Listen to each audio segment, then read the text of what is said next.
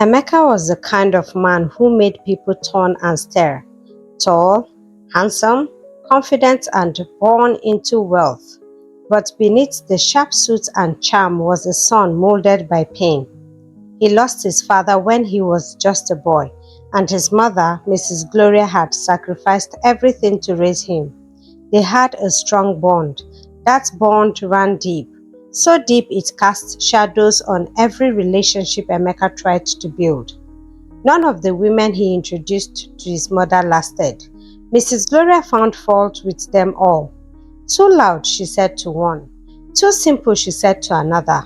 Too ambitious, she said to yet another. The truth was that she couldn't bear the thought of losing her son to another woman. But then Adaeze came into the picture. One night, at a quiet lounge with a friend, Emeka's eyes landed on a new waitress. Her name was Adaeze. Her smile was soft, her presence calm, and though she wore second-hand clothes, she carried herself like royalty. He learned she was raised by her grandmother with her mother long gone, and life had never been easy. Still, Emeka was drawn to her like never before, so the next day he went back to the lounge and fortunately met Adaeze in front of the lounge. She was done for the day and they got talking. He asked her about life. She laughed, then said, "Life? It's been tough, but we survive." She was real, no pretense, no expectations, and for the first time, Emeka felt peace. But he knew Mrs. Gloria, his mother, would never approve of their relationship, so he kept their love a secret. For 6 beautiful months, they built something real, away from wealth, status, and judgment. He was the happiest man on planet Earth. But then everything changed when Adaeze found out she was pregnant. She cried, not because she wasn't happy, but because she was scared. Scared of what people would say, what her grandmother would think, and most of all, how his mother would react. Emeka held her close and suggested they get married as soon as possible.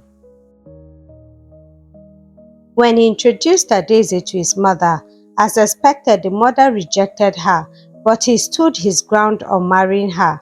The mother has no choice but to agree to the marriage, but she became vile towards Adaeze, maltreating her in every way while they were planning for the wedding. The wedding day came and everything went well, only that the mother was not happy and treated Adaeze, her grandmother, with their visitors bad because they did not meet their standards. The night after the wedding, Adaeze and Emeka were in the hotel for their first night together as a couple, while other family members were in the house preparing for their Thanksgiving the next day. When they were about to be intimate, Emeka got a call from his mother. She spoke in a weak voice. "Emeka, my chest. I can't breathe. Come now, please." Adaeze begged him to wait till the morning. "There are people with her, she'll be fine," she said. But Emeka insisted on going and promised to be back in few hours. Adaeze fell asleep while waiting for him, and when she woke up, it was morning already. She snapped out of the bed as it was almost time for their Thanksgiving, but realized her husband was not back yet. She called his phone, but it was switched off. She became scared and was feeling some type of way. Then she called Emeka's aunt, but the auntie assured her that everything was fine and she should prepare for the Thanksgiving and told her someone would come pick her up as the husband is waiting for her at home. Relieved, Adaeze dressed up quickly, looking beautiful in her Thanksgiving attire. She looked at the mirror and smiled in excitement. "Mrs. Emeka Okafor," she exclaimed. She picked up Emeka's clothes for the Thanksgiving and left the hotel. When she got to the house, she noticed the house was silent. Everyone was dressed, but they are sad. She was confused and demanded to know what was going on. Then she was told her husband was involved in an accident, but no one knows his condition and which hospital he was. She became demoralized. Few minutes later, his uncle got a call. He answered as everyone watched in desperation. The call ended and he disclosed he has the address. The mother, the uncle, and two other people, including Adaeze, rushed to the hospital. When they got there, they found out he died from the accident on his way to see his mother. Adaeze fainted right there and was rushed to the emergency room to be checked. The mother was demoralized and crying profusely while the uncle tried to pacify her. The atmosphere was a sad and unsettled one. Days later, Adaeze found out that the mother-in-law lied about being sick, just to deprive them of their intimate moments, and because she's not used to not having her son around her. Adaeze became angry and decided to confront her mother-in-law. Both women were hot, so the confrontation did not end well, as both women got into a heated argument, accusing each other of killing Emeka. They were separated by the people around.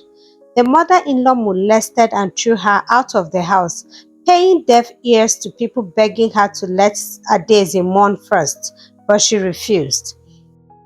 Adaeze went back to her grandmother's place and told her about the pregnancy. She decided to have the baby without Emeka's family knowledge. She couldn't bring herself to forgive the mother-in-law for all she did to her and wanted her to suffer. So she suffered to raise a child who looked just like his father with the help of the grandmother. 5 years passed. Adaeze found out her mother-in-law was sick for real this time. She has been sick for years as she couldn't bear the loss of her son and also the pain of no one to inherit her properties and continue the family legacy. Adaeze felt no pity for her mother-in-law and could care less, but her grandmother begged her to forgive her mother-in-law for the sake of the love she shared with Emeka and her son. With tears streaming down her eyes, Adaeze decided to forgive and promised to go visit her mother-in-law in the hospital. The next day, Adaeze took her son along to see Mrs. Gloria. Mrs. Gloria, now a shadow of herself, looked up from the hospital bed and gasped. "Emeka," she muttered. She touched the boy's face. Tears ran down her cheeks. Then she said to Adaeze, "I am so sorry for all I did to you. I let fear destroy everything." Adaeze calmly replied, "I didn't come here for revenge. I came for him," referring to her son. "He deserves to know where he came from." Mrs. Gloria held her hands as they wept.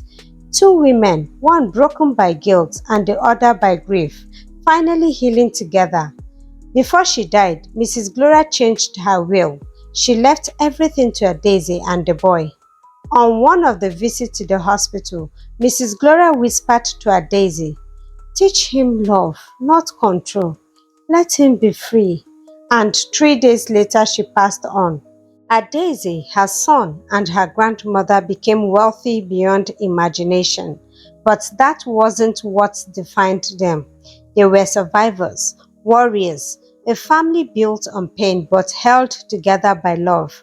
They helped others, gave scholarships, and shared their blessings. And every time her son smiled, Adaeze saw Emeka. His name lived on in the boy, in their hearts, and in every life they touched. Do you think Adaeze did right by keeping her son from Mrs. Gloria for 5 years? Let me know what you think in the comment section below. Thank you for sticking with me this far. Please make sure you like, share, subscribe for more interesting stories like this. Make sure you turn on the notification bell to let you know when I post new videos. Until I come your way next time. Bye.